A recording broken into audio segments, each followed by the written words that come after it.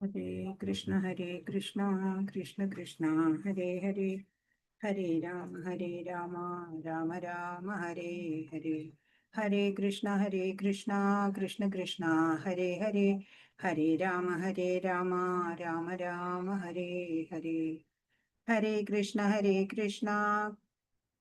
കൃഷ്ണ കൃഷ്ണ ഹരേ ഹരേ ഹരേ രാമ രാമ രാമ ഹരേ ഹരേ ഓം നമോ ഭഗവതേ വാസുദേവായ ഓം നമോ ഭഗവതേ വാസുദേവായ ഓം നമോ ഭഗവതേ വാസുദേവായ ഓം അജ്ഞാനതിമിരാന്തസ്യ ജ്ഞാനാഞ്ജനശലാകയാ ചക്ഷുരുന്മീലിതം യേന തസ്മൈ ശ്രീ ഗുരവേ നമഃ ശ്രീചൈതന്യമനോഭീഷ്ടം സ്ഥാപിതം യേന ഭൂതലെ സ്വയം രൂപകഥാ മഹ്യം ദദാതി സ്വപദാന്തികം വന്ദേഹം ശ്രീഗുരോ ശ്രീയുതപദകമലം ശ്രീഗുരൂൻ വൈഷ്ണവാംശ്ച ശ്രീരൂപം സാഗ്രജാതം സഹഗണരഘുനാഥാന്യുതം തം സജീവം സാദ്വൈതം സാവധൂതം പരിജനസഹിതം കൃഷ്ണചൈതന്യദേവം ശ്രീരാധാ കൃഷ്ണപാദാൻ സഹഗണലളിതാ ശ്രീവിശാഖാന്വിതാംശ്ച ഹേ കൃഷ്ണ കരുണാ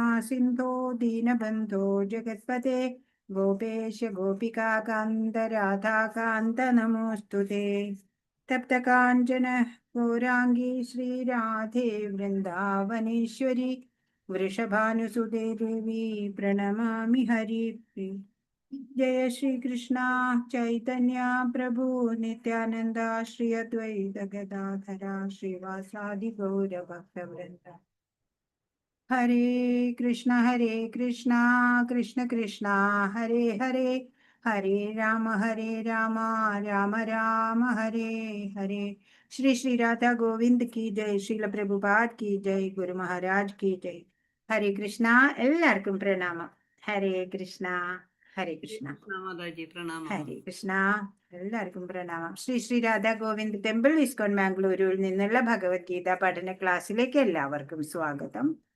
നമ്മള് 9ാമത്തെ അധ്യായമാണ് നോക്കുന്നത്. ജ്ഞാനം ആർജിക്കണം അല്ലെ, ഭഗവാനെ കുറിച്ച്. ഈ പ്രപഞ്ചത്തിലെ എല്ലാം ഭഗവാൻ തന്നെയാണ് അല്ലെ, മാതാവ് പിതാവ് എല്ലാം ഭഗവാനിൽ നിന്നാണ് ഉണ്ടാവുന്നത് അല്ലെ. എല്ലാത്തിനും ഊർജം പ്രദാനം ചെയ്യുന്നത്, മഴ പെയ്യിക്കുന്നത് എല്ലാം ഭഗവാനാണ്. അമൃതം മൃത്യു എല്ലാം ഭഗവാനിലാണ് ഉള്ളത് എന്ന് ഭഗവാൻ പറഞ്ഞു. ഇനി നമ്മൾ നോക്കാനുള്ളത് 20ാമത്തെ ശ്ലോകം കഴിഞ്ഞു അല്ലെ.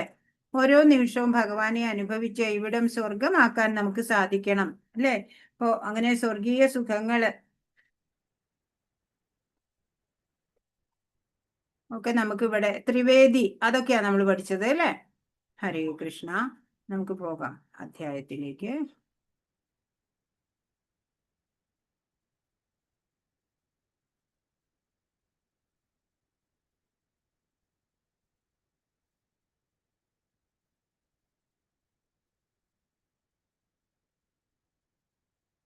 ഹരേ കൃഷ്ണ.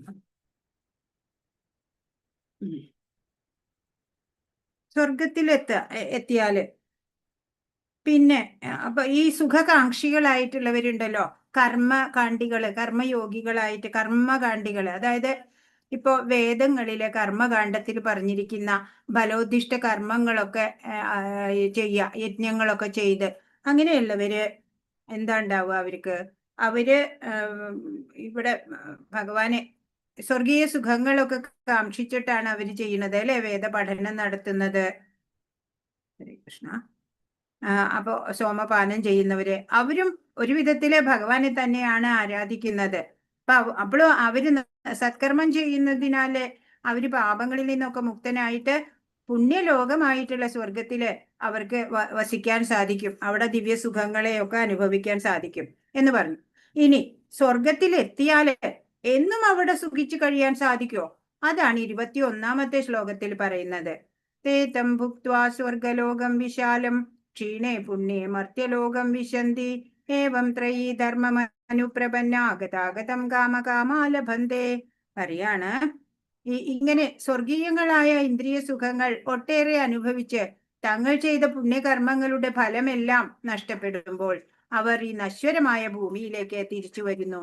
വേദത്രയ പ്രമാണങ്ങളിൽ ഉറച്ചു നിൽക്കുന്ന സുഖാനുഭോഗ അന്വേഷികൾക്ക് ജന്മമൃത്യു പരമ്പരയല്ലാതെ മറ്റൊന്നും കിട്ടാനില്ല. അപ്പൊ എന്താ പറയണേ? ഇപ്പൊ അങ്ങനെ സ്വർഗ പ്രാപ്തിക്കും ഐശ്വര്യങ്ങൾക്കൊക്കെ വേണ്ടിയിട്ട് കർമ്മകാണ്ഡങ്ങളിൽ പറഞ്ഞ ഫലോദിഷ്ട കർമ്മങ്ങൾ ചെയ്തു വരുന്ന ആൾക്കാരുണ്ടല്ലോ. അപ്പോ അവര് പുണ്യങ്ങളൊക്കെ ആർജിക്കും.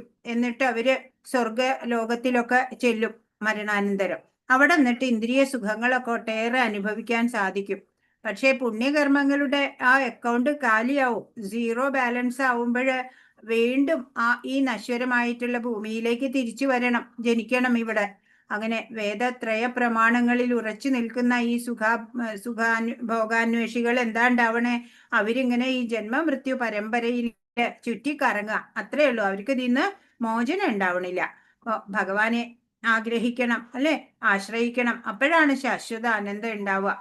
സുഖം ആഗ്രഹിക്കുന്നവർക്ക് ചാർജ് തീരുന്നത് പോലെയാണ്, അല്ലെ? പുണ്യം തീർന്നാല് വീണ്ടും ഭൂമിയിൽ വരണം. അപ്പോ നിർവൃതി ഒന്നും ഒരിക്കലും അനുഭവിക്കാൻ സാധിക്കില്ല എന്നാണ്. പൂർണ്ണജ്ഞാനം നേടിയിട്ടില്ലാത്ത അഥവാ എല്ലാത്തിനും കാരണഭൂതനായ കൃഷ്ണനെ അറിയാത്തവർക്ക് ജീവിതത്തിന്റെ പരമലക്ഷ്യം പ്രാപിക്കുന്നതിൽ പരാജയമാണ് അനുഭവം. അപ്പൊ ഭഗവാനെ കുറിച്ച് പൂർണ്ണമായിട്ടുള്ള അറിവ് നേടണം, അല്ലെ? എല്ലാത്തിനും കാരണഭൂതൻ ഭഗവാൻ തന്നെയാണ്, അല്ലെ? ഭഗവാന്റെ ആ സർവേശ്വരത്വം ശരിയായിട്ട് അറിയണം. ആ ശ്രേഷ്ഠ പരമോന്നതമായിട്ടുള്ള ആ സ്റ്റാറ്റസ് നമ്മൾ മനസ്സിലാക്കണം. അപ്പോ ഈ ഉപരിലോകങ്ങളിലേക്കുള്ള പോക്ക്, അതായത് സ്വർഗാദി ലോകങ്ങളിലേക്കൊക്കെ പോവുക, വീണ്ടും എന്താ അവിടുത്തെ പുണ്യമൊക്കെ ക്ഷയിച്ചു കഴിഞ്ഞാല് വീണ്ടും അവിടെ നിന്ന് ഇങ്ങോട്ട് വരണം, ഈ ഭൂലോകത്തിൽ വാസം വേണം. അതിങ്ങനെ പതിവാക്കി എടുക്കുക. അങ്ങോട്ട് പോവുക, ഇങ്ങോട്ട് വരിക, താണും പൊങ്ങിയും ഈ ചക്ര തിരിച്ചിട്ട് തുടർന്ന് പോരും. അതാ ഇവിടെ കാണിച്ചേക്കണേ, അല്ലെ? താഴുക, പിന്നെ വീണ്ടും പൊങ്ങുക. അതുപോലെ ഈ ജയന്റ് വീല് താഴേന്ന് ഇങ്ങനെ പൊങ്ങി പൊങ്ങി പോകുമല്ലേ മുകളിലേക്ക്. സ്വർഗത്തിലൊക്കെ എത്തി വീണ്ടും ഇതാ കിടക്കണു താഴെ ഭൂമിയിലേക്ക്. അങ്ങനെ അങ്ങനെ ചുറ്റിക്കറങ്ങാൻ മാത്രമാണ് അവർക്ക് പറ്റുള്ളൂ. അവര് ഭഗവാനെ പ്രാപിക്കുന്നില്ല എന്നാണ് പറയണത്.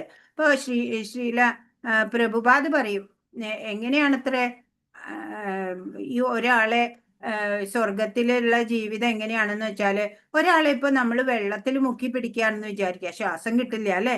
അങ്ങനെ ഒട്ടുമേ ശ്വാസം കിട്ടാതെ ആയി വരുമ്പോ ഒരു സെക്കൻഡ് പുറത്തേക്ക് എടുക്കും. അപ്പൊ ഒരു ശ്വാസം കണ്ട് എടുക്കും, അല്ലെ? അത് കഴിഞ്ഞാൽ വീണ്ടും വെള്ളത്തിൽ മുക്കി പിടിക്കും. അതുപോലെയാണ് അത്രേ സ്വർഗസുഖം. ഒരു നിമിഷത്തെ സുഖം ഉണ്ടാവും, വീണ്ടും ഈ ഭൗതികതയിൽ തന്നെ കഷ്ടം അനുഭവിക്കണം. ഇവിടെ ഒന്നിനും ഒരു ബുദ്ധിമുട്ടില്ലാതെ ക്ഷേമത്തോടെ കഴിയാം എന്ന് ഭഗവാൻ ഉറപ്പ് തരികയാണ്. അതെങ്ങനെയാണ്? 22. അനന്യാശ്ചിന്തയന്തോ മാം യേ ജനാ പര്യുപാസതേ തേഷാം നിത്യാഭിയുക്താനാം യോഗക്ഷേമം വഹാമ്യഹം. എന്റെ ദിവ്യ രൂപത്തെ ധ്യാനിച്ചുകൊണ്ട് പൂർണ്ണമായ ഭക്തിയോടെ ആരാണോ എന്നെ എല്ലായ്പ്പോഴും ആരാധിക്കുന്നത്, അവർക്ക് വേണ്ടുന്നതെല്ലാം ഞാൻ നൽകും, അവർക്കുള്ളതെല്ലാം ഞാൻ നിലനിർത്തുകയും ചെയ്യും. അപ്പൊ ഭഗവാൻ എന്താ പറയണത്? ഭഗവാന്റെ ആ രൂപത്തിനെ ധ്യാനിച്ചും കൊണ്ട് പൂർണ്ണമായിട്ടുള്ള ഭക്തിയോടെ എല്ലായ്പ്പോഴും ഭഗവാനെ ആരാധിക്കുന്നത് ആരാണോ, അവർക്ക് വേണ്ടുന്നതൊക്കെ ഭഗവാനാണ് അത്രേ കൊടുക്കുക. പിന്നെയോ അവർക്കുള്ളതെല്ലാം ഭഗവാൻ നിലനിർത്തുകയും ചെയ്യും എന്നാ പറയണത്. ഇപ്പൊ ഏകാന്ത ഭക്തന്മാര്, വേറെ ആരുമില്ല അവർക്ക് രക്ഷിക്കാൻ. അങ്ങനെയുള്ള അവരുടെ ക്ഷേമം ഭഗവാനാണ് നോക്കുക. അനന്യ ഭക്തര്, ഭൗതിക സുഖഭോഗങ്ങൾക്കായി ആശ്രയിക്കേണ്ട ഒരു വസ്തുവല്ല ഭഗവാൻ, അല്ലെ? ഒരു ഇടനിലക്കാരനൊന്നും അല്ല. ഈശ്വര വിശ്വാസി അല്ലെങ്കിൽ നിരീശ്വരവാദി ആരായാലും ശാശ്വത സുഖം നേടണമെങ്കിൽ എന്ത് വേണം? ഈ ഭൂമിയിൽ ജീവിച്ചിരിക്കുമ്പോ തന്നെ സുഖം ലഭിക്കണമെങ്കിൽ അനന്യ ഭക്തി കൊണ്ട് മാത്രമേ സാധിക്കുള്ളൂ. ഇപ്പൊ യമുനാചാര്യര് ഒരിക്കല് ഈ ശ്ലോകത്തിന്റെ വ്യാഖ്യാനം എഴുതാണ്. അപ്പോ അതിലെഴുതി, അങ്ങനെയുള്ള ഭക്തർക്ക് വേണ്ടുന്നതൊക്കെയും ഭഗവാൻ കൊടുക്കും, അവർക്കുള്ളതെല്ലാം ഭഗവാൻ നിലനിർത്തും എന്നാണ്. അപ്പോ അദ്ദേഹം പറഞ്ഞു, ഇത് ശരിയല്ല, ഇതിന്റെ അർത്ഥം. അവർക്ക് വേണ്ടുന്നതെല്ലാം ഞാൻ നൽകും എന്ന് ഭഗവാൻ എന്തിനാ ഇതൊക്കെ സ്വയം ചെയ്യണത്? അപ്പൊ അത് വെട്ടിക്കളഞ്ഞു കുളിക്കാൻ പോയി. അങ്ങനെ ഉള്ള സമയത്ത് 2 ആൺകുട്ടികൾ അവിടെ വരികയാണ്. എന്നിട്ട് ഭാരമുള്ള ചാക്കൊക്കെ അവിടെ ഇറക്കി വെച്ചു. അപ്പൊ എന്താ, അതിലെല്ലാം ഇദ്ദേഹത്തിന് ആവശ്യമുള്ള എല്ലാ സാധനങ്ങളും ഉണ്ട്. അപ്പൊ ഇവിടെ തിരിച്ചു വന്നിട്ട് ഇദ്ദേഹം ഇത് കണ്ടപ്പോഴ് പറഞ്ഞു, ഞാൻ ഭഗവാനെ വെറുതെ സംശയിച്ചു. ഭഗവാൻ ഓരോരുത്തരുടെ നേരെ പേഴ്സണൽ അറ്റൻഷൻ ആണ്, അല്ലെ? എത്ര കെയറാണ് ഭഗവാൻ ചെയ്യണത്. ഇതാണ് യോഗക്ഷേമം എന്ന്. അപ്പൊ ഭഗവാൻ പിന്നെ ആ എല്ലാം അവർക്കുള്ളതെല്ലാം നിലനിർത്തും എന്ന് പറഞ്ഞ ആത്മീയമായിട്ട് അവര് എത്ര പുരോഗമിച്ചിട്ടുണ്ടോ അതൊക്കെ ഭഗവാൻ നിലനിർത്തും. പിന്നെ അവര് അധപ്പതിച്ചു പോവില്ല. അതാണ് ഇവിടെ പറയണത്. ക്ഷേമം എന്നതിന് ഭഗവാന്റെ കരുണാമയമായ രക്ഷയിൽ എന്നർത്ഥം. ഭഗവാൻ രക്ഷിക്കും അല്ലെ. അനന്യഭക്തിയുള്ള ഒരാളെ യോഗത്താൽ കൃഷ്ണാവബോധം നേടാനുള്ള യത്നത്തിൽ ഭഗവാൻ ഭക്തനെ സഹായിക്കും. ഇപ്പൊ കൃഷ്ണാവബോധം നേടാനായിട്ട് ആ ആത്മീയ പാതയില് വന്ന് കഠിന പ്രയത്നം ചെയ്യണ ഒരാളെ ഭഗവാനും സഹായിക്കും. അങ്ങനെ കൃഷ്ണാവബോധം ലഭിച്ച ശേഷം ക്ലേശപൂർണമായ ബദ്ധമായ ജീവിതത്തിലേക്ക് വീണ്ടും വീഴാൻ വരുത്താതെ രക്ഷിക്കുകയും ചെയ്യും. അങ്ങനെ പരിശ്രമിച്ചുകൊണ്ടിരിക്കുന്ന ഒരാളെ വീണ്ടും അധപ്പതിക്കാൻ ഭഗവാൻ അനുവദിക്കില്ല. അവര് പുരോഗമിക്കാനായിട്ട് ഭഗവാൻ സഹായിക്കുകയും ചെയ്യും, അവരെ രക്ഷിക്കും. ഹരേ കൃഷ്ണ.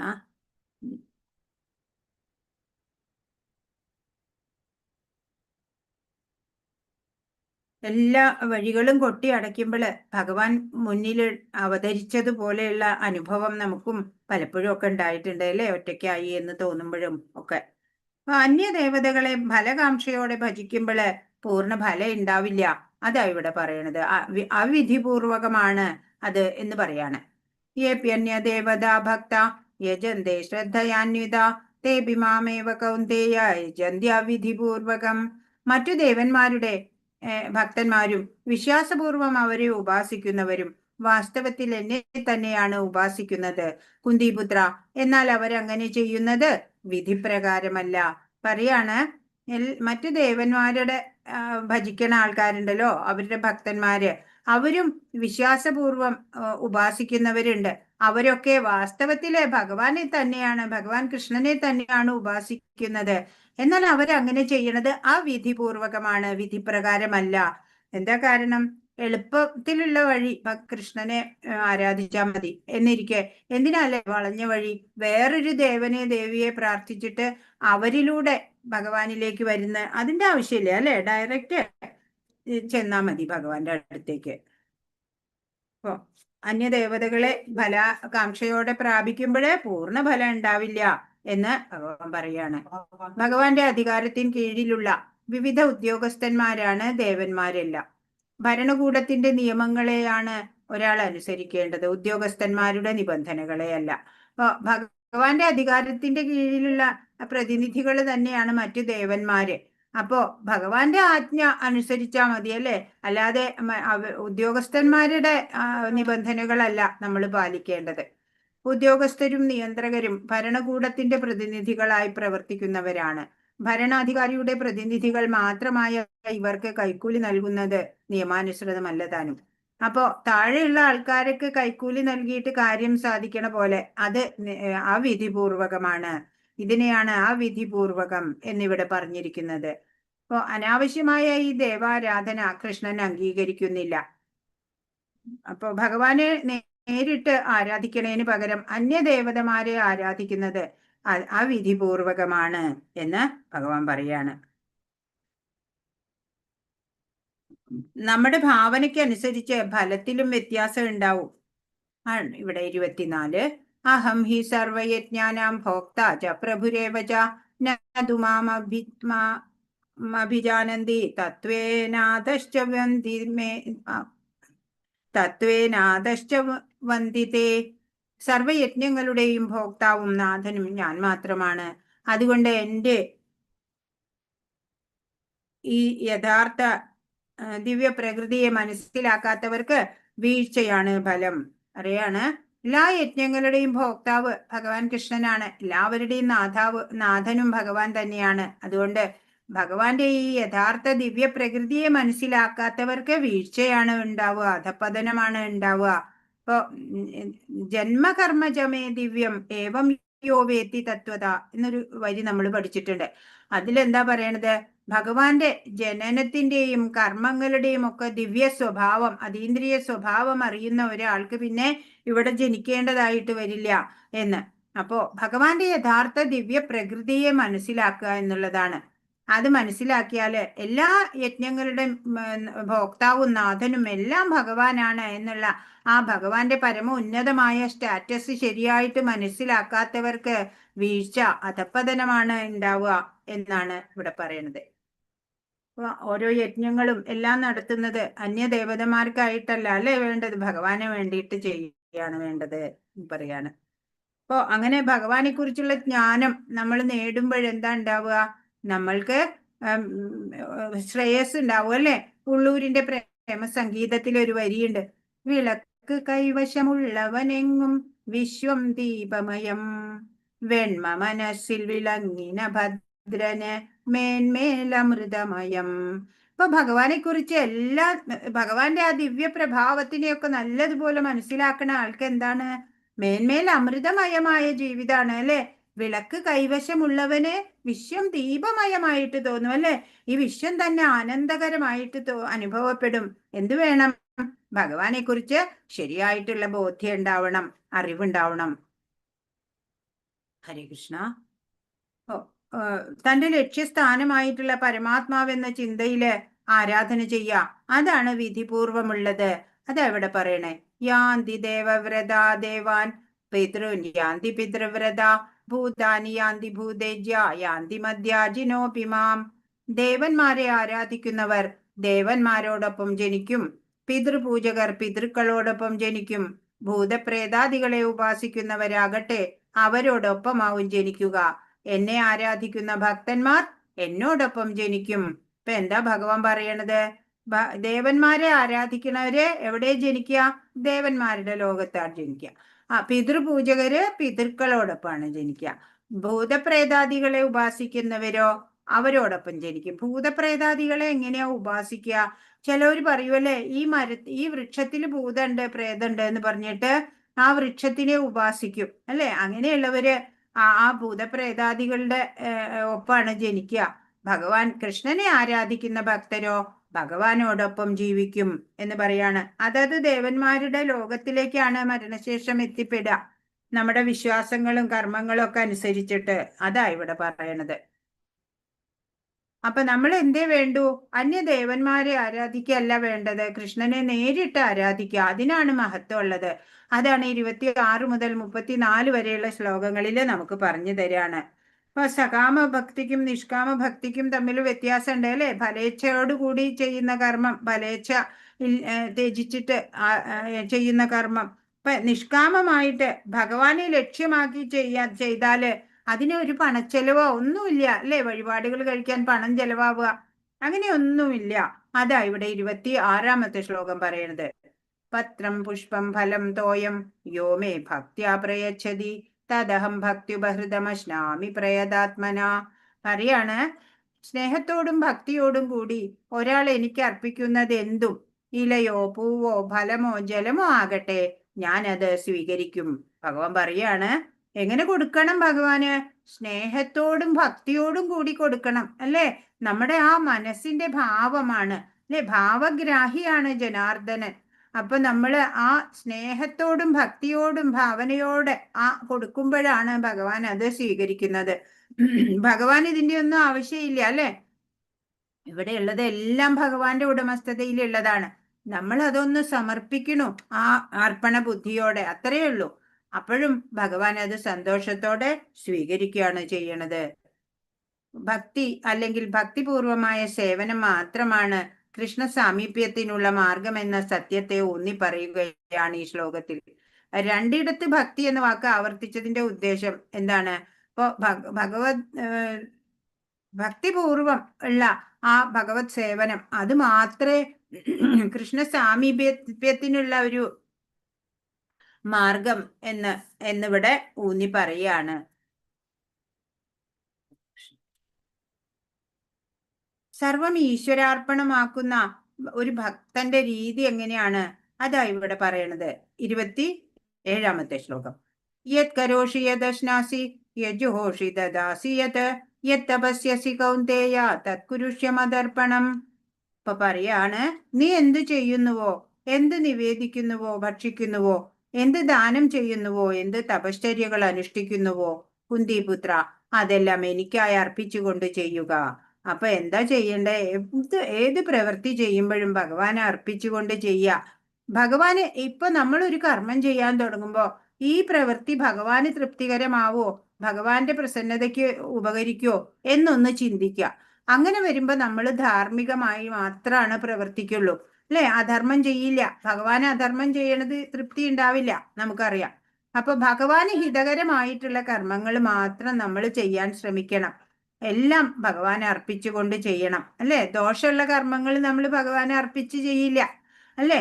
അപ്പൊ നമ്മൾ നന്മകൾ മാത്രം പ്രവർത്തിക്കും, നന്മയിലേക്ക് പോകും. ഇന്ന് നമ്മളുടെ കർമ്മമാണ്, അല്ലെ, നാളത്തെ നമ്മളുടെ അനുഭവമായിട്ട് വരണത്. അപ്പൊ നമ്മൾ നന്മകൾ ചെയ്താ നാളെ നമ്മൾക്ക് സുഖം ഉണ്ടാവും. നമ്മൾ ദുഃഖം ഇപ്പോൾ അനുഭവിക്കുന്നുണ്ടെങ്കിൽ അത് നമ്മളുടെ ഇന്നലെകളിൽ നമ്മൾ ചെയ്ത കർമ്മഫലമാണ്. ഏതു സന്ദർഭത്തിലും കൃഷ്ണനെ മറന്നുപോകാത്ത വിധത്തിലായിരിക്കണം ജീവിതത്തെ ചിട്ടപ്പെടുത്തുന്നത്. ഓരോ മനുഷ്യന്റെയും കടമയാണിത്. അപ്പൊ എങ്ങനെ എല്ലായ്പ്പോഴും ഭഗവാനെ മറന്നുപോകാത്ത രീതിയിലുള്ള ഒരു ദിനചര്യകൾ ചിട്ടപ്പെടുത്തിയെടുക്കണം. തപശ്ചര്യയോടെ ജീവിക്കുക എന്നുള്ളത് ഓരോ മനുഷ്യരുടെയും കടമയാണ്, അല്ലെ? രാവിലെ ബ്രഹ്മമുഹൂർത്തത്തിൽ എഴുന്നേറ്റു, അത് മുതല് നമ്മള് രാത്രി ഉറങ്ങാൻ 9 മണിയാകുമ്പോ ഉറങ്ങാൻ പോണ നേരം വരയ്ക്കും നമ്മുടെ ടൈം ടേബിള് പ്ലാൻ ചെയ്യണത് എങ്ങനെ വേണം? ഭഗവാനെ സെന്റർ പോയിന്റിൽ ഉണ്ടാവുക, ഭഗവാനെ മറക്കാൻ ഒരു തരത്തിലും സാധ്യമാവാത്ത രീതിയിലുള്ള ആ ടൈം ടേബിൾ ആയിരിക്കണം നമ്മൾ ആ ദിനചര്യ ചിട്ടപ്പെടുത്തി നമ്മൾ തപശ്ചര്യയോടെ പരിശ്രമിച്ച് മുന്നേറണം. എല്ലാം ഭഗവത് അർപ്പണമായി ചെയ്യുന്നതിന്റെ ഫലം എന്താണ്? അതാ ഇവിടെ 28 പറയുന്നത്. ശുഭാശുഭ ഫലൈരേവം മോക്ഷ്യസേ കർമ്മബന്ധനെ സന്യാസയോഗയുക്താത്മാ വിമുക്തോ മാമുപൈഷ്യസി. ഇങ്ങനെ കർമ്മബന്ധങ്ങളിൽ നിന്നും തജ്ജന്യങ്ങളായ ഗുണദോഷ ഫലങ്ങളിൽ നിന്നും നിനക്ക് സ്വതന്ത്രനാകാം. പരിത്യാഗം എന്ന തത്വം ഉൾക്കൊണ്ട് എന്നിൽ മനസ്സുറപ്പിച്ച് വിമുക്തനായി നിനക്ക് എന്നെ പ്രാപിക്കാം. അപ്പൊ ഭഗവാൻ പറയാണ് അങ്ങനെ ചെയ്യണം. ഈ എല്ലാം ഭഗവാനെ അർപ്പിച്ചുകൊണ്ട് ചെയ്യണമല്ലേ പ്രവൃത്തികളെല്ലാം. അങ്ങനെ ചെയ്യുമ്പോൾ കർമ്മബന്ധങ്ങളിൽ നിന്നും തജ്ജന്യങ്ങളായിട്ടുള്ള ഗുണദോഷ ഫലങ്ങളിൽ നിന്നൊക്കെ നിനക്ക് വിമുക്തനാവാം. പരിത്യാഗം എന്നുള്ള തത്വം ഉൾക്കൊണ്ട് എന്നിൽ മനസ്സുറപ്പിച്ച് വിമുക്തനായി നിനക്ക് എന്നെ പ്രാപിക്കുകയും ചെയ്യാം എന്നാണ്. അപ്പോ മനസ്സുകൊണ്ട് സർവം ഉപേക്ഷിക്കുക, എല്ലാം ഭഗവാനായിക്കൊണ്ട് ചെയ്യുക. അങ്ങനെ ചെയ്യുമ്പോ അനാസക്തസ്യ വിഷയാൻ യഥാർഹമുപയുഞ്ജത നിർബന്ധ കൃഷ്ണ സംബന്ധേ യുക്തം വൈരാഗ്യമുച്യതേ എന്ന് ഭക്തി രസാമൃത സിന്ധുവിൽ പറയണതാണ്. ഈ ഭൗതിക പ്രപഞ്ചത്തിൽ ജീവിക്കണ കാലത്തോളം നമുക്ക് കർമ്മം ചെയ്യാണ്ട് ഇരിക്കാൻ പറ്റില്ല, അത് നിർത്തിവെക്കാൻ പറ്റില്ല, അല്ലെ? കർമ്മഫലം അത്രയും കൃഷ്ണന് സമർപ്പിക്കുക, അതാണ് യുക്ത വൈരാഗ്യം എന്നുള്ളത് കൊണ്ട്. അപ്പൊ സന്യാസത്തിൽ ഉറച്ചു നിന്ന് അനുഷ്ഠിക്കപ്പെടുന്ന ഇങ്ങനെയുള്ള കർമ്മങ്ങൾ ഉണ്ടല്ലോ, മനോദർപ്പണത്തില് ഇഴുകിച്ചേർന്ന മാലിന്യത്തിനെ എല്ലാം നീക്കിക്കളയണതാണ്. ഇപ്പൊ ആത്മസാക്ഷാത്കാരത്തിന്റെ വഴിയിൽ പുരോഗമിച്ച് അങ്ങനെയുള്ള ഒരാള് ഭഗവാന് പൂർണ്ണമായും സമർപ്പിതനാവും. എന്നിട്ടോ മുക്തിയും സിദ്ധിക്കും എന്നാണ്.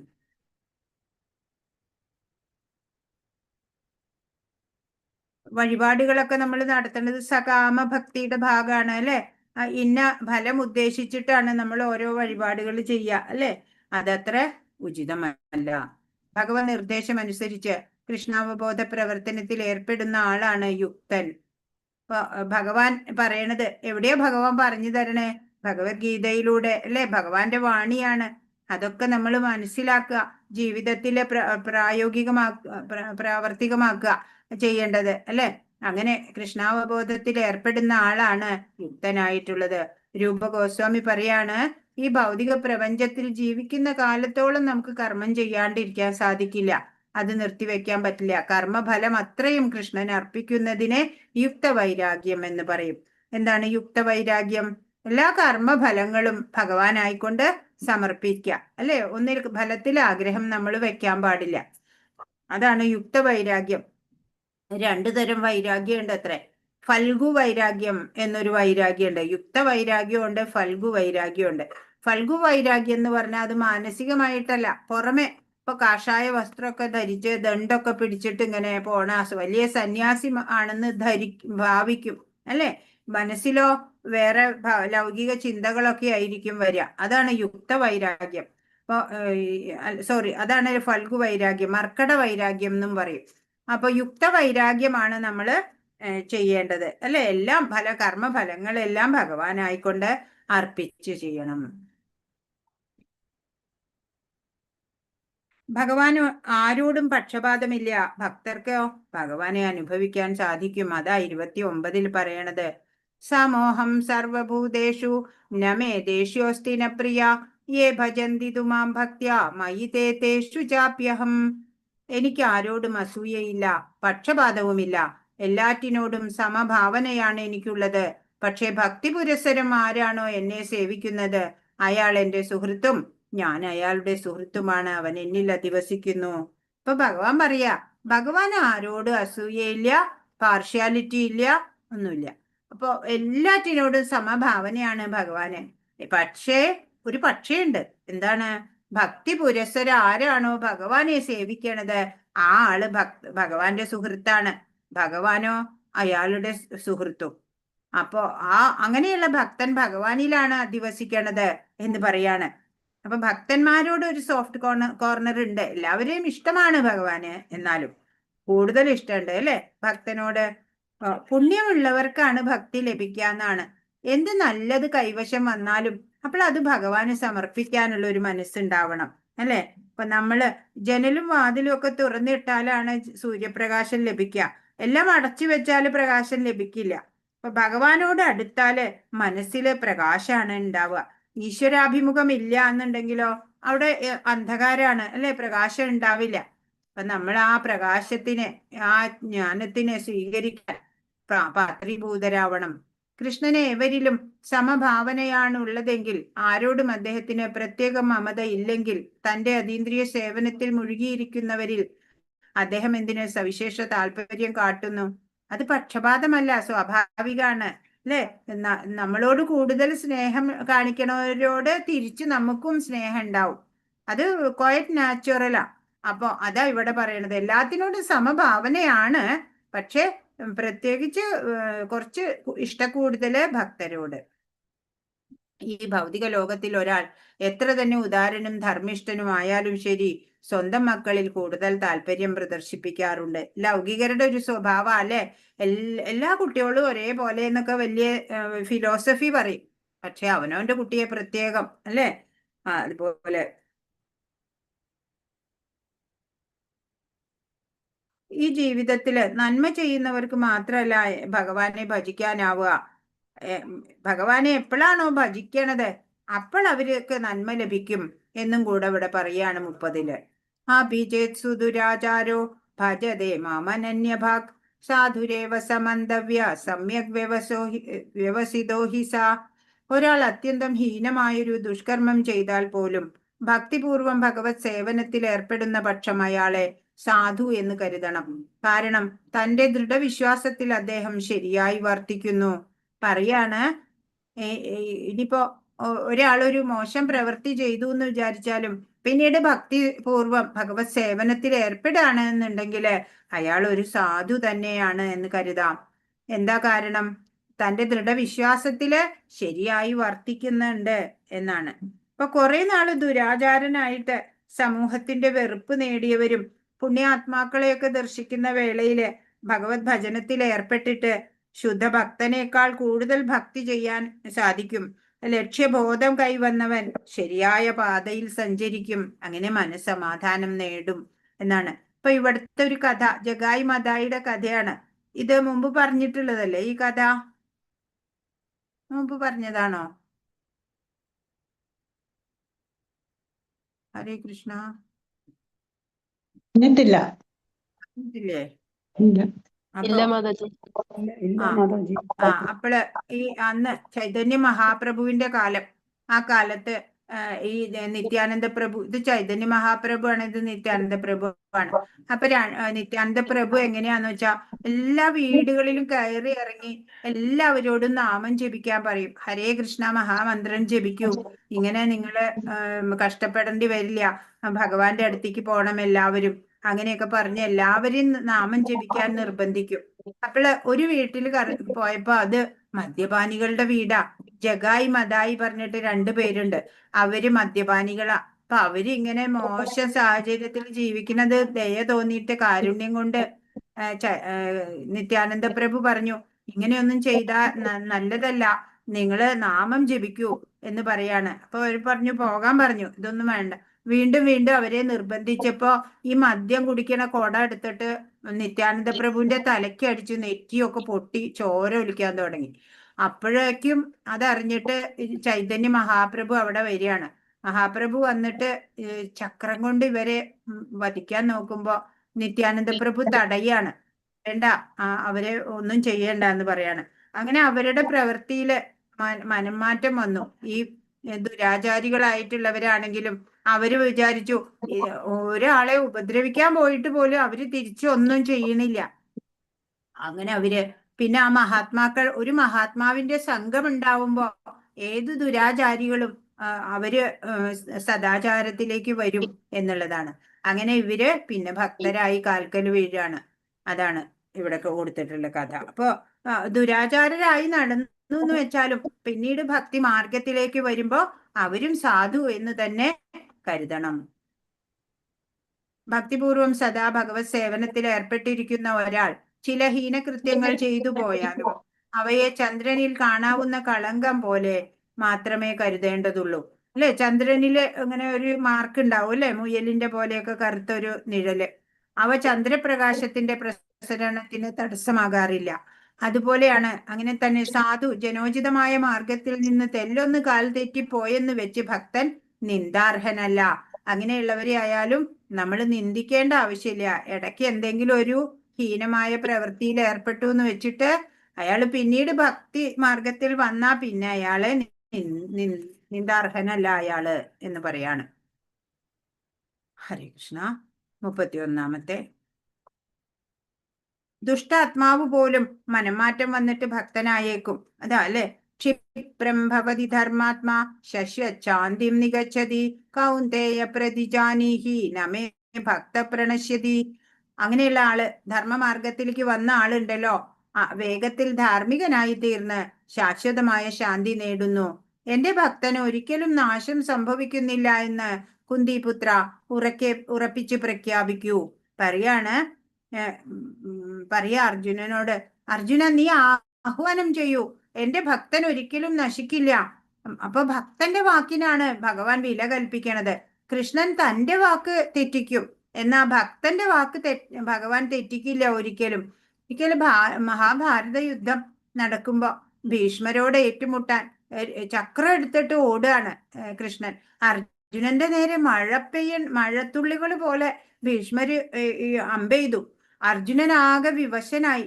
ഇപ്പൊ വീണുപോവും രഥത്തിൽ നിന്നുള്ള ആ വേളയില് ശ്രീകൃഷ്ണൻ രഥത്തിൽ നിന്ന് ഇറങ്ങിയിട്ട് ഭീഷ്മരുടെ നേരെ ഓടുകയാണ്, ഭീഷ്മരെ വധിക്കാൻ വേണ്ടിയിട്ട്.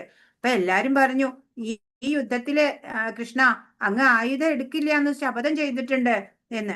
അപ്പൊ അങ്ങനെ കൃഷ്ണൻ ശപഥം ചെയ്തപ്പോ ഭീഷ്മർ അപ്പോഴേ പറഞ്ഞിട്ടുണ്ട്, കൃഷ്ണ നിന്നെ കൊണ്ട് ഞാൻ ആയുധം എടുപ്പിക്കും എന്ന് പറഞ്ഞിരുന്നു. അപ്പോൾ ആ ഭക്തന്റെ വാക്ക്, ഭീഷ്മരുടെ വാക്ക് സത്യമാക്കാൻ വേണ്ടിയിട്ട് ഭഗവാന്റെ വാക്ക് ഭഗവാൻ തെറ്റിച്ചു. അപ്പോ അങ്ങനെ ഭക്തവത്സലനായിട്ടുള്ള ഭഗവാൻ. അപ്പൊ അതുകൊണ്ടാണ് അർജുന നീ പറഞ്ഞോളൂ, എന്റെ ഭക്തന് ഒരിക്കലും നാശമില്ല എന്നുള്ളത് നീ വിളിച്ചു പറഞ്ഞോളൂ എല്ലായിടത്തും, അല്ലെ, ഓരോ കവലയിലും ചെന്നിട്ട് നീ ഡിക്ലെയർ ചെയ്തോളൂ, ആഹ്വാനം ചെയ്തോളൂ, നീ എന്റെ ഭക്തൻ ഒരിക്കലും നശിക്കില്ല എന്ന് പറയാണ്. അപ്പൊ ഉറപ്പിച്ച് പ്രഖ്യാപിക്കൂ എന്നാ പറയണേ അർജുനനോട്. അർജുനൻ പറഞ്ഞ പിന്നെ ആ വാക്ക് ഭഗവാൻ തെറ്റിക്കില്ല. അപ്പൊ ഇവിടത്തെ പിക്ചർ നോക്കൂ, ഇവിടെ കാണിച്ചിട്ടുള്ളത് എന്താ, ഈ പ്രഹ്ലാദാണ്. പ്രഹ്ലാദിന്റെ ഭക്തോത്തമനായിട്ടുള്ള പ്രഹ്ലാദ് അല്ലേ, കുട്ടി സ്വന്തം പിതാവിന്റെ കൈകൊണ്ട് ഒരുപാട് ദ്രോഹങ്ങൾ അല്ലേ വധിക്കാൻ ശ്രമിച്ചു. പിതാവ് മദയാനയെ കൊണ്ട് ചവിട്ടിച്ചിട്ട് സർപ്പങ്ങളെ കൊണ്ട് കടിപ്പിച്ചു, പർവ്വതത്തിന്റെ മുകളിൽ നിന്ന് വലിച്ചെറിഞ്ഞു, പിന്നെന്താ കുന്തം കൊണ്ട് കുത്തി അല്ലെ, അഗ്നിയിൽ കൊണ്ടുപോയി ഇട്ടു. എങ്ങനെയൊക്കെ നോക്കിയിട്ടും ആ ഭക്തനെ നശിപ്പിക്കാൻ ആർക്കും സാധിച്ചില്ല അല്ലെ. എപ്പോഴും ഓരോ സമയം മറ്റുള്ളവരുടെ ഉപദ്രവം വരുമ്പോഴും അതിൽ നിന്നൊക്കെ ഭഗവാൻ രക്ഷിച്ചു വന്നു അല്ലെ. അപ്പോ ആ ഭക്തന്റെ വാക്ക് സത്യമാക്കാൻ എന്ന് പറഞ്ഞ ഈ ഹിരണ്യകശിപു പ്രഹ്ലാദനോട് ചോദിച്ചു, നിന്റെ നാരായണൻ എവിടെയാണ് നിന്റെ നാരായണൻ എന്ന് ചോദിക്കുമ്പോ പ്രഹ്ലാദ് പറയും, കുട്ടിയാണ് അല്ലേ? പറയും, എന്റെ നാരായണൻ എല്ലാവിടെയും ഉണ്ട്, എന്റെ ഭഗവാൻ എല്ലായിടത്തും ഉണ്ട്. അപ്പോ ഹിരണ്യകശിപു അഹങ്കാരത്തോട് ചോദിക്കും, ഈ സ്തംഭത്തിലുണ്ടോ എന്ന് ചോദിക്കും. ആ, ഈ സ്തംഭത്തിലും ഉണ്ട് എന്റെ ഭഗവാൻ എന്ന് പറയുമ്പോ ആ ഭക്തന്റെ വാക്ക് സത്യമാക്കാൻ ആ സ്തംഭത്തിൽ നിന്ന് ഭഗവാൻ പുറത്തു വന്നു അല്ലേ? അതാണ് ഭക്തന്റെ ഭക്തരോടുള്ള കാരുണ്യം. ഭക്തവത്സലനായിട്ടുള്ള ആ ഭഗവാന്റെ കാരുണ്യാണ് ഇവിടെ പറയണത്. ഉത്കൃഷ്ട നിലയിൽ നിന്ന് പതനം സംഭവിച്ചു പോയാൽ വീണ്ടും വിശുദ്ധി നേടുന്നതിന് ചില പ്രായശ്ചിത്ത ക്രിയകൾ വേദങ്ങളിൽ വിധിച്ചിട്ടുണ്ട്. അഥവാ പെട്ടെന്ന് നമ്മൾ അധപ്പതിച്ചു പോയി തെറ്റുകുറ്റങ്ങളൊക്കെ ചെയ്തിട്ട് എന്ന് വെച്ചാലും അതിന് പ്രായശ്ചിത്ത വിധികള് വേദങ്ങളിൽ പറഞ്ഞിട്ടുണ്ട്. അത്തരം അനുഷ്ഠാനങ്ങൾ ഇക്കാര്യത്തിൽ ആവശ്യമില്ല. ഏതു കാര്യത്തില്? കൃഷ്ണാവബോധത്തിൽ വന്നാലേ അല്ലെ, ഭക്തി മാർഗത്തിൽ വന്നവർക്ക് പിന്നെ ഇങ്ങനെയുള്ള പ്രായശ്ചിത്ത കർമ്മങ്ങളിലൊന്നും കാര്യമില്ല. നിരന്തരമായ ഭഗവത് സ്മരണ കൊണ്ട് ഭക്തന്റെ ഹൃദയത്തിൽ ശുദ്ധീകരണ പ്രക്രിയ നടന്നു പോരുകയാണ്. അപ്പോ ഒരു ഭക്തന് എന്താ ഉണ്ടാവണേ? ഭഗവത് സ്മരണ, നാമജപം അല്ലെ, ഭഗവത് ലീലാശ്രവണം, ഇങ്ങനെയൊക്കെ ചെയ്ത് ഹൃദയം ശുദ്ധീകരിക്കപ്പെടും.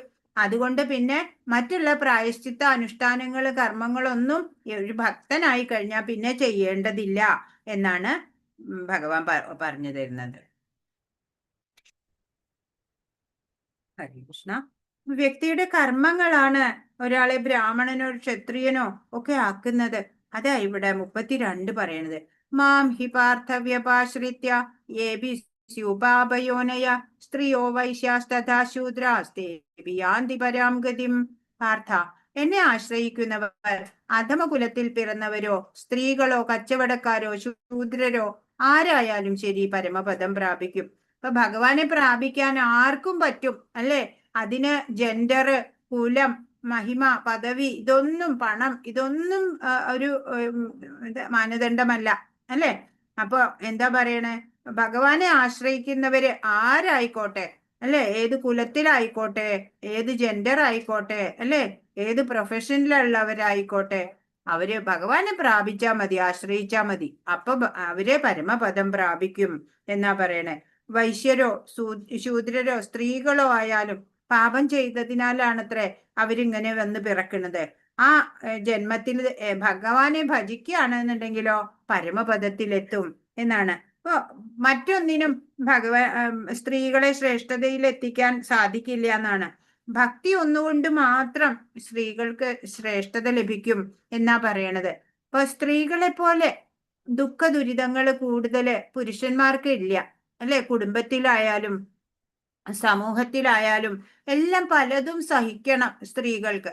എന്നാലോ ഭഗവാനെ ഭജിച്ചിട്ട് ഗോപികമാര് മഹാത്മാക്കളായി അല്ലെ? ഗോപികമാര്, അതുപോലെ രാമായണത്തിൽ നമുക്കറിയാം ശബരി അല്ലെ? കുലമഹിമയൊന്നും ഇല്ല, പക്ഷെ ഭക്തി കൊണ്ട് ശ്രേഷ്ഠയായിട്ടുള്ള ആ ശബരി മാതാവിന്റെ കഥ നമുക്കറിയാം. അതാണ് ഇവിടെ പറയണത്.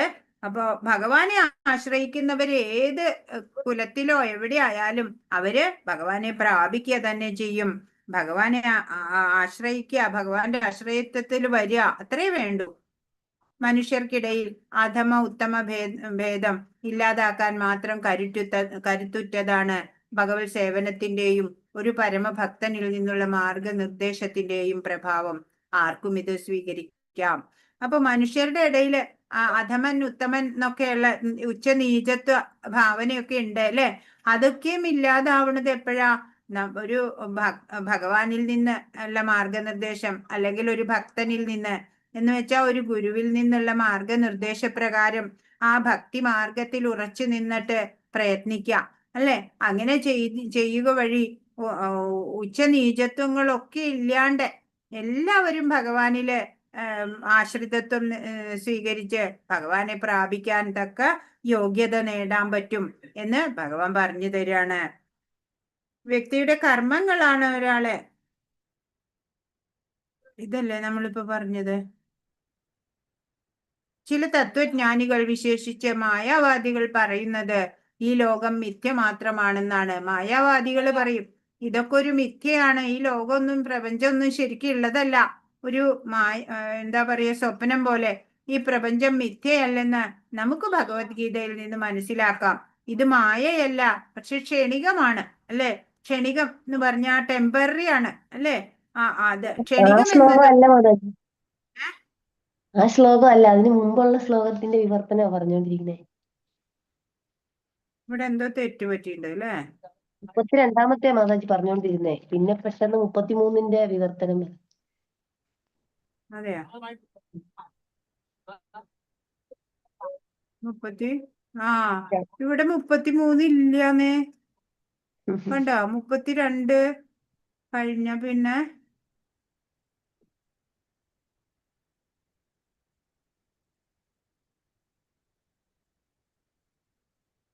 പോട്ടെ, സാരമില്ല. വിശേഷിച്ച് മായാവാദികൾ പറയുന്നത് ക്ഷണികമാണെന്നാണ്. വ്യത്യസ്തങ്ങളായി ഈ ലോകം ക്ഷണികമാണ്, മറ്റൊരു ലോകമുണ്ട് ശാശ്വതമായി. ഈ ലോകം എന്ന് പറഞ്ഞത് ടെമ്പററി അല്ലെ, ഭൗതിക ലോകം. പക്ഷെ ശാശ്വതമായിട്ടുള്ള ലോകമുണ്ട്, ആനന്ദമയമായിട്ടുള്ള ലോകം. അതേതാ? കൃഷ്ണലോകം അല്ലേ. ഗോലോക വൃന്ദാവനം സ്വധാമമാണ് നമ്മുടെ. പാപം ചെയ്ത ശൂദ്രർക്കും സ്ത്രീകൾക്കും പോലും ഭഗവാനെ ലഭിക്കുന്നുണ്ടെങ്കിൽ പിന്നെ ബ്രാഹ്മണരുടെ കാര്യം പറയണോ? അതാ 33-ാമത്തെ ശ്ലോകം പറയണത്. കിം പുനർബ്രഹ്മണ പുണ്യ ഭക്ത രാജർഷയസ്തഥാ അനിത്യമസുഖം ലോകമിമം പ്രാപ്യ ഭജസ്വമാം. അപ്പോൾ പുണ്യാത്മാക്കളായ ബ്രാഹ്മണരുടെയും ഭക്തരായ രാജർഷികളുടെയും കഥ പറയാനുണ്ടോ? അനിത്യവും ദുഃഖപൂർണവുമായ ഈ ലോകത്തിൽ പിറന്നവർ എന്റെ പ്രേമഭക്തി സേവന നിരതരാവുന്നു. പുണ്യാത്മാക്കള് ഭഗവാനെ സേവിക്കുകയാണ് എപ്പോഴും ചെയ്യാം. അനിത്യമായ ഈ ലോകത്തു നിന്ന് ശാശ്വത സുഖം ലഭിക്കില്ല അല്ലെ. അപ്പൊ ഭഗവാനെ അനന്യഭക്തിയോടെ ഭജിക്കണം, അപ്പോഴാണ് നമുക്ക് ശാന്തി ലഭിക്കുള്ളൂ എന്ന് പറയാണ്. അനന്യഭക്തി അതെങ്ങനെയാണ് ചെയ്യുക, അതാണ് ഇവിടെ പറയണത്. ഏറ്റവും ഉജ്ജ്വലമായിട്ടുള്ള ശ്രേഷ്ഠമായ ശ്ലോകമാണിത്, 34-ാമത്തെ ശ്ലോകം.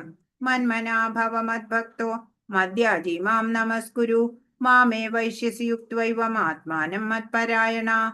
ഭഗവാനിൽ മനസ്സുറപ്പിക്കുക, ഭക്തനാവുക, ഭഗവാനെ തന്നെ ആരാധിക്കുകയും പ്രണമിക്കുകയും ചെയ്യുക, ഭഗവാനിൽ തന്നെ പൂർണ്ണമായി മുഴുകിയിരിക്കുക. അങ്ങനെയായാല് ഭഗവാനെ പ്രാപിക്കാം എന്ന് പറഞ്ഞു തരികയാണ് ഭഗവാൻ. കൃഷ്ണപ്രണാമി ന പുനർഭവായേ എന്നാണ് അല്ലെ. കൃഷ്ണനെ പ്രണമിക്കുന്നവർക്ക് പിന്നെ പുനർജന്മം ഉണ്ടാവില്ല. കൃഷ്ണപ്രണാമി ന പുനർഭവായേ എന്നാണ്. അപ്പൊ എപ്പോഴും ഭഗവാനെ തന്നെ ഭജിക്കുക, അനുസന്ധാനം ചെയ്യുക, ഭഗവത് പ്രേമം ആസ്വദിക്കുക, യഥാർത്ഥ ഭക്തനായി ഭവിക്കുക. കാണുന്നവരെയൊക്കെയോ ഭഗവാനായി കണ്ടിട്ട് നമസ്കരിക്കാനുള്ള മാനസിക തലത്തിലേക്ക് ഉയരുക അല്ലെ. നരനെ നാരായണനായി കാണുക അല്ലെ, ജനങ്ങളെ ജനാർദ്ദനായി കാണുക എന്നൊക്കെ. തന്നെ തന്നെ ആ നിലയിലേക്ക് മാറ്റിയെടുക്കുന്ന ഭക്തൻ ഭഗവാനിലേക്ക് തന്നെ എത്തിച്ചേരും. ചെയ്യുന്നതെല്ലാം ഭഗവാന് സമർപ്പിക്കുക. ഈ ലോകത്തെ ഭഗവാൻ എങ്ങനെ നടത്തുന്നു എന്ന് ഓർത്തുകൊണ്ട് നമസ്കരിക്കുക അല്ലെ. നമസ്കാരപ്രിയനായിട്ടുള്ള ആ ഭഗവാൻ. അപ്പൊ ആരെയും വേദനിപ്പിക്കരുത്, മനസ്സുകൊണ്ട് വണങ്ങാൻ സാധിക്കണം അല്ലെ. എല്ലാവരെയും ബഹുമാനിക്കണം. ഫലചിന്ത വെടിഞ്ഞ് കർമ്മം ചെയ്യുമ്പോൾ അതാണ് കർമ്മയോഗം എന്നുള്ളത്. അങ്ങനെ ആ രഹസ്യമായിട്ടുള്ള രാജയോഗം നമുക്ക് പറഞ്ഞു തരികയാണ്. അപ്പൊ പുണ്യാത്മാക്കൾക്കാണ് ഭഗവാനെ അറിയാൻ സാധിക്കുള്ളൂ അല്ലെ. ഈ ലോകത്തില് സർവത്ര ഭഗവാനാണ്, എന്റെ കൂടെയും ഭഗവാൻ ഉണ്ട്. അപ്പൊ എനിക്ക് പിന്നെ ദുഃഖിക്കാൻ സമയമില്ല അല്ലെ. അപ്പൊ ആ പരമാനന്ദം നൽകുന്ന ആ ഭഗവാൻ കൂടെ ഉണ്ടെങ്കിൽ പിന്നെ നമ്മൾ എന്തിനാ ദുഃഖിക്കണത് അല്ലെ. മനസ്സിൽ ഭഗവാനെ ഗുരുവായിട്ട് സങ്കല്പിച്ച് സാധന തുടരുക. സാധനയുടെ ഉയർന്ന തലത്തിലെത്തിയാലാണ് ആ പരമാനന്ദ അനുഭൂതി നമുക്ക് ലഭിക്കുന്നത്. അപ്പൊ ഞാനെന്ന വ്യക്തിയായിട്ടല്ല, പൂർണ്ണ ശരണാഗതി ചെയ്യലാണ്. അനന്യഭക്തിയോടെ ഭജിച്ചാല് ഈ ജീവിതം സുന്ദരമാകും, അതിന് ഒരു സംശയവും ഇല്ല. അപ്പൊ നാല് കാര്യങ്ങൾ ചെയ്താല് നമ്മൾക്ക് ഭഗവാനെ പ്രാപിക്കാം. സിമ്പിളായ 4 കാര്യങ്ങള്. എന്താണത് ഭഗവാൻ പറഞ്ഞു തന്നത്?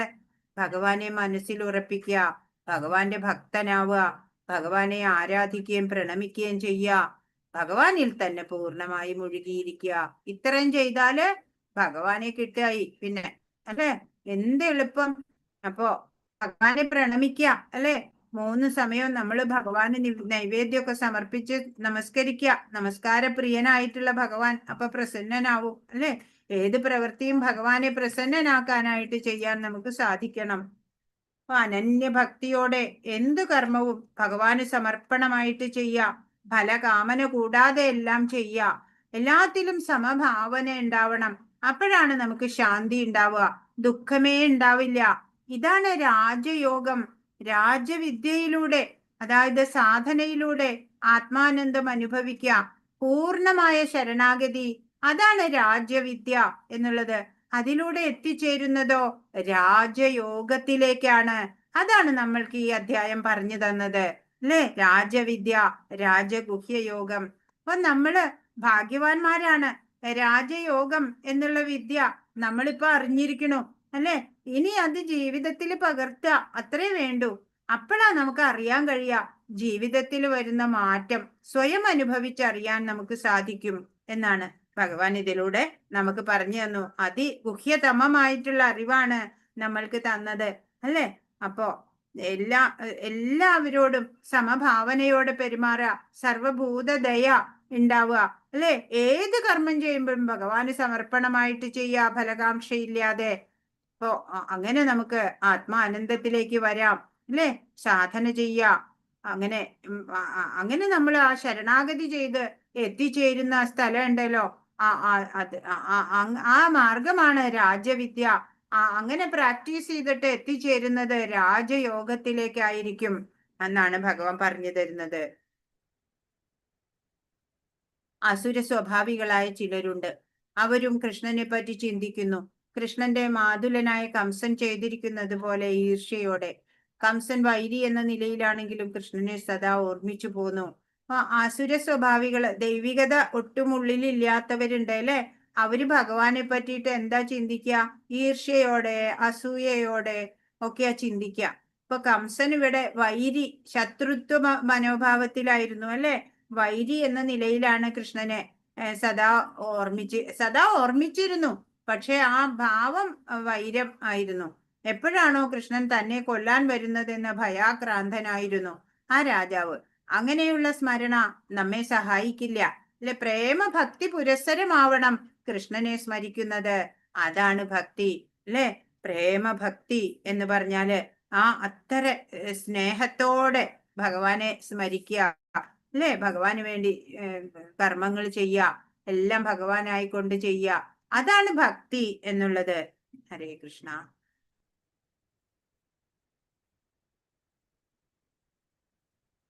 മഹാഭാരത യുദ്ധം അവസാനിച്ച വേള യോദ്ധാക്കള് അനവധി കോടിക്കണക്കിന് യോദ്ധാക്കള് മരിക്കുന്നുണ്ട് നമുക്കറിയാം. എല്ലാവരുടെയും സംസ്കാര കർമ്മങ്ങളൊക്കെ കഴിഞ്ഞു. യുധിഷ്ഠിരനും മറ്റു പാണ്ഡവരും ഹസ്തിനപുരത്തേക്ക് തിരിച്ചു വന്നു. യുധിഷ്ഠിരന്റെ രാജാഭിഷേകം കഴിഞ്ഞു.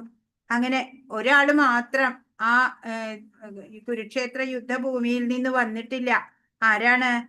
ഭീഷ്മ പിതാമഹൻ അല്ലെ. ശരശയ്യയിൽ കിടക്കുകയാണ്, ഉത്തരായണം കാത്തിട്ട് അല്ലെ. സ്വച്ഛന്ത മൃത്യുവാണ്. അദ്ദേഹത്തിന് ആഗ്രഹമുള്ളപ്പോ മരിക്കാൻ പറ്റും. അങ്ങനെ ആ പിതാമഹനെ കാണണം. അതുകൊണ്ട് യുധിഷ്ഠിരൻ പിറ്റേന്ന് ബ്രഹ്മമുഹൂർത്തത്തില് കൃഷ്ണനെ കാണാൻ കുടീറില് ചെല്ലാണ്, ഭഗവാന്റെ കുടീറില്. അപ്പൊ ചെല്ലുമ്പോ എന്താ കാണണേ? അവിടെ ഭഗവാൻ സമാധിയിലിരിക്കുക, സമാധിസ്ഥനായിട്ട് ഇരിക്കുകയാണ്. വിളിച്ചു, ഉണർന്നില്ല. കുറച്ചു മണിക്കൂറുകൾ അവിടെ കാത്തു നിന്നു യുധിഷ്ഠിരൻ. ധ്യാനത്തിൽ നിന്ന് ഉണർന്നു. അപ്പൊ യുധിഷ്ഠിരൻ ചോദിച്ചു, എനിക്ക് അറിയാൻ അർഹതയുണ്ടെങ്കിൽ അങ്ങ് പറഞ്ഞു തരൂ. അങ്ങ് സർവജ്ഞനായിട്ടുള്ള അങ്ങ് എന്തിനാണ് അങ്ങ് സമാധിസ്ഥനായിട്ട് ഇരുന്നത് എന്ന് ചോദിക്കുകയാണ്. അപ്പൊ പറഞ്ഞു, കൃഷ്ണൻ പറയാണ്, യുധിഷ്ഠിര, ഒരാൾ ഇതുവരെ ഇവിടെ വന്നിട്ടില്ല. ഭീഷ്മര്. ആ ഭക്തന്റെ ധ്യാനം എന്റെ നേരെയാണ് എങ്കില് ഞാനും തിരിച്ച് ആ ഭക്തനെ തന്നെ ധ്യാനിക്കുകയാണ് എന്ന് പറയാണ്. യേ യഥാമാം പ്രപദ്യന്തെ താം തഥൈവ ഭജാമ്യഹം അല്ലെ. അപ്പൊ അങ്ങനെ ആ ഭക്തനോടുള്ള കാരുണ്യം, അതാണ് ഭഗവാൻ ഇവിടെ പറഞ്ഞു തരുന്നത്. ഹരേ കൃഷ്ണ കൃഷ്ണ കൃഷ്ണ ഹരേ ഹരേ, ഹരേ രാമ രാമ രാമ ഹരേ ഹരേ. വാഞ്ചകൽപതരുഭ്യശ്ച കൃപാ സിന്ധുഭ്യേവ ച പതിതാനാം പാവനേഭ്യോ വൈഷ്ണവേഭ്യോ നമോ നമഃ. अनंत कोटि वैष्णव वृंद की जय, श्रील प्रभुपाद की जय, गुरु महाराज की जय. ഹരേ കൃഷ്ണ. അപ്പൊ എന്തെങ്കിലും ഇന്ന് പറഞ്ഞതിൽ സംശയം ഉണ്ടെങ്കിൽ ചോദിക്കൂ. ഹരേ കൃഷ്ണ.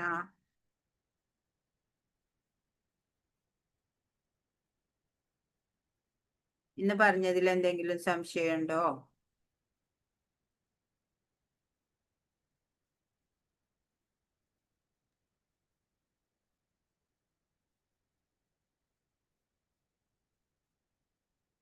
ഫൽഗു വൈരാഗ്യം. ഫൽഗു വൈരാഗ്യം എന്ന് പറഞ്ഞാൽ മർക്കട വൈരാഗ്യാണ്. അപ്പൊ പുറമെ കാണുന്ന ചിലവരുണ്ട് അല്ലേ, ഞാൻ സന്യാസിയാണെന്ന് പറഞ്ഞിട്ട് കാഷായ വേഷമൊക്കെ ധരിച്ചിട്ട് ദണ്ടൊക്കെ പിടിച്ച് നടക്കും. മനസ്സിലോ ലൗകിക വ്യാപാരങ്ങൾ ഇങ്ങനെ മിന്നി മറിഞ്ഞുകൊണ്ടിരിക്കുകയായിരിക്കും. കാര്യമില്ല അല്ലെ. അപ്പൊ അതിനെ എന്താ പറയാ, ഫൽഗു വൈരാഗ്യം എന്നാ പറയാ. മർക്കട വൈരാഗ്യം എന്ന് എന്തുകൊണ്ടാ പറയണേ വെച്ചാ, മർക്കടന്മാരെ ഒന്നും വേണ്ടാത്ത പോലെ ഇരിക്കും അല്ലെ, പക്ഷെ എല്ലാത്തിലും ആസക്തിയാണ് മർക്കടന്മാർക്ക്. അതാ പറയണേ ഈ ഫൽഗു വൈരാഗ്യത്തിന് മർക്കട വൈരാഗ്യം എന്നും പറയും. പക്ഷെ യുക്ത വൈരാഗ്യമാണ് നമുക്ക് ശ്രേയസിന് വേണ്ടത്.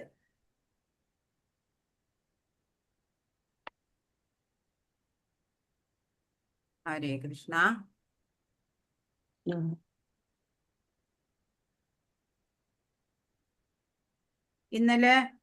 ഇന്നലെ പറഞ്ഞു കഴിഞ്ഞ് ബാക്കിയുള്ള ക്വസ്റ്റ്യൻസ് നോക്കിക്കോളൂ. ഇന്നലെ അവിധിപൂർവകം എന്ന് പറഞ്ഞിരിക്കുന്നതിന്റെ പ്രാധാന്യം എന്താ?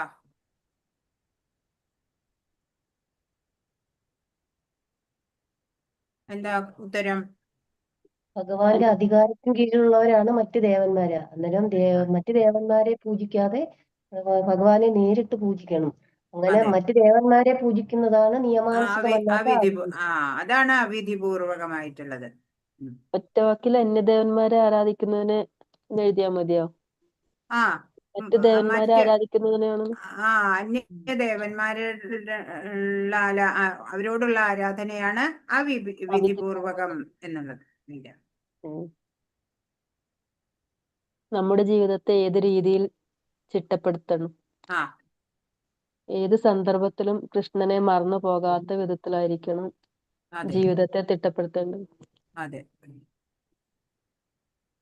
യുക്ത വൈരാഗ്യം എന്താണ്? ഭൗതിക കൃഷ്ണൻ അർപ്പിക്കുന്നതിനെയാണ് യുക്ത വൈരാഗ്യം എന്ന് പറയുന്നത്. ഏത്? കർമ്മഫലം അത്രയും കൃഷ്ണൻ. കർമ്മഫലം. അതെ. അടുത്തത് കംസൻ ഭഗവാന് സദാ സ്മരിച്ചത് എങ്ങനെയാണ്? വൈരി എന്ന നിലയിൽ. അതെ അതെ. അപ്പൊ അത്രേ ഉള്ളൂ അല്ലെ. വേറെ എന്തെങ്കിലും സംശയം ഉണ്ടോ ചോദിക്കാൻ?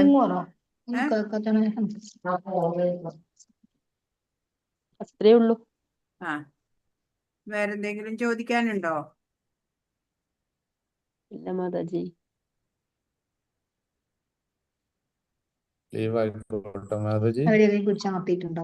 ഹരേ കൃഷ്ണ. എന്താ പ്രഭു പറഞ്ഞേ? ഹരേ കൃഷ്ണ. മാതാജി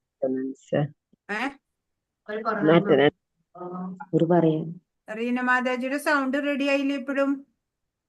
ഇല്ല മാതാജി, ഇപ്പോഴും അങ്ങനെ മാറി. പക്ഷെ ഭയങ്കര ബുദ്ധിമുട്ടുണ്ട് ഇടയ്ക്ക്.